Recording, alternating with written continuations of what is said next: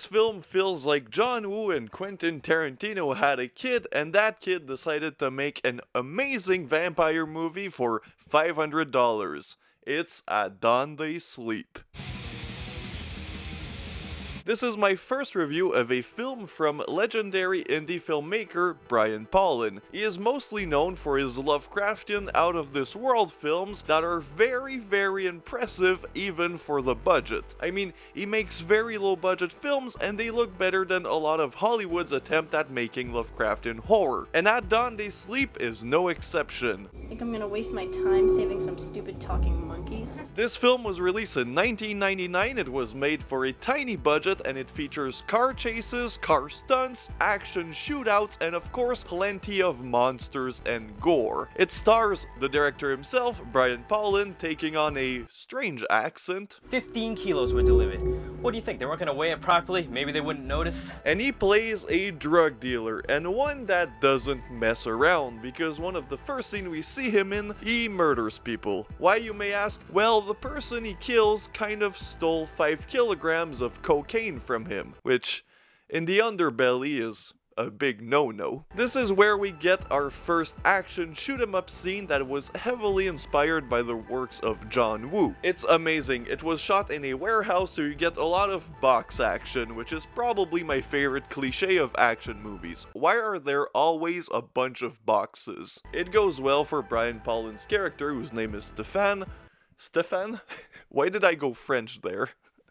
And Billy Ray, who plays his associate, who also has a weird accent. Want a beer? Then we get the opening credits scene, and then Brian Paulin goes to a metal club. You get a lot of metal music in this. It's kind of a infamous thing for an indie director to just take music from his local metal band. Could be worse. He could have shoved Gorgrind in this, which I would have hated.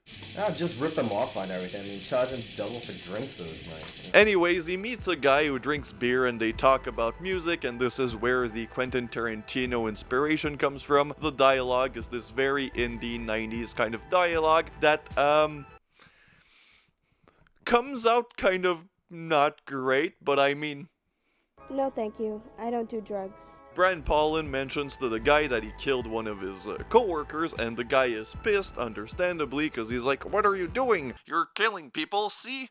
That's bad, see? Bad for business." And Brian Paulin's like, "Who gives a shit?" And like, come on, man. You're drug dealers. There's bound to be a couple of deaths in there. Not good, Steven. Not fucking good! But that's where we get the meat and potatoes of this film. Later on, Brian Paulin and his associate meet these girls and they have intercourse. But it doesn't go as well for them as they'd hope. You see, the ladies are actually angels. And not the cool kind of angels, the very vengeful angels. And they turn our two main characters into vampires. Well, I think Billy Ray, it might be a mix between a vampire and a lycan, which turns out to show us an amazing transition scene. Honestly, it rivals a lot of werewolf movies. And we get this kind of nightmare experimental look, which I also adore in this film. There's a lot of trickery with the camera and visuals, which is, again, chef's kiss. The next day, they're kind of throwing up all over the place because they just had sex with vampires or angels. And the main angel, whose name is Angel, not very creative, explains the lore to them. And then the guys are like, "Wait, so what about the crosses?" And the angel's like, "What do you think? It's just a piece of wood." Yeah, makes sense. Isn't that using the Lord's name in vain? Would you please be quiet? And this made them immortal, which for two drug dealers, that's not a bad thing. And Brian Paulin discovers that he's immortal because he gets shot and lives in one of my favorite scenes. This is the infamous car chase scene where Brian Paulin runs away from a vehicle and the vehicle hits his goddamn home. And it does look like a set, but again, this is a super low budget independent film, so just the fact that he had the balls to build a house to then destroy it with a car, that's dedication.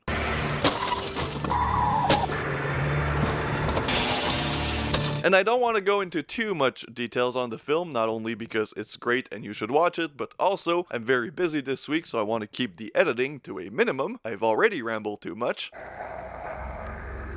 So yeah, turns out angels aren't great. As I said, they're vengeful, and they want to take revenge on God for not letting them have Earth. There's no H in that. They don't want... They're pissed because God, instead of giving Earth to the angels, gave it to the humans. And we're explained this by a goddamn demon. A full demon costume, which looks awesome once again. And the fact that Brian Paulin is so talented at cinematography does make the effects look way more impressive than they probably are. But again, everything about this film is a goddamn impressive feat of filmmaking. I must say, I really like this immortality thing. So yeah, the demon is like, yo bro, we gotta talk. And then Brian Paulin's like, nah, I like having, you know, I like being immortal. And then the demon's like, that's not a good thing, man. And then he goes and dumps a bunch of lore about the Bible, which I assume Brian Paulin had to do a lot of research on that. And again, that's impressive. So Brian Paulin's like, okay, I'll take your side and I'll kill the other vampires and eventually the angels. Because you see, Brian Paulin and his partner had the misfortune of running into the other gang, and they had another amazing shootout in a warehouse. And that one is even more impressive, reminding us again of the John Woo inspiration. But they bite the rival gang after they're killed, which transforms them into vampires also. So Brian's mission for the rest of the film will be to kill those vampires and eventually kill the angels for, I don't know, for to bring back demons into Earth. Yeah, this movie gets very wild very quick. And of course, Brian Paulin's partner is siding with the angels, so they get into this fight at the end of the film, and it's amazing. We get some tentacle action, again reminding us of H.P. Lovecraft, which is present in a lot of Brian Paulin's filmography. I'll probably talk about some of those later on a later date on this channel, but overall, it's just great. And then the ending is super experimental, super bizarre, super Lovecraftian, and the effects, again, are goddamn masterpieces. So, what did I think of At Dawn They Sleep? Well, first of all, this is still in print through Saturn's Core on Vinegar Syndrome site. Not sponsored, but everybody watching should order this right freaking now, because it's fucking amazing. This is a great film, and the thing is, so far out of the entire filmography of Brian Paulin, this is my least favorite. That tells you something. So that means that the other two films, which I think are Fetus and Cryptic Plasm, which is a 10 out of 10 masterpiece, are even better than this. And this is already pretty fucking great. This isn't Brian Paulin's first feature film. It actually comes with his film Reap of Evil on the Blu-ray, so you get two movies for the price of one. And I'm sure the first one is amazing, because Brian Paulin is a goddamn talented dude who knows how to make some amazing splatter effects, some amazing gooey monster effects. This movie is just badass. The action scenes will please the fans of action movies. The horror scenes will please all of us, because Brian is a fan of horror movies and he knows how to please horror fans, and this movie is just a big love letter to the horror genre. There's a lot of lore, which is even more impressive. Like, this is incredible. My biggest problems with this film: audio, some acting. As I've said, the accents they take in this, not super believable.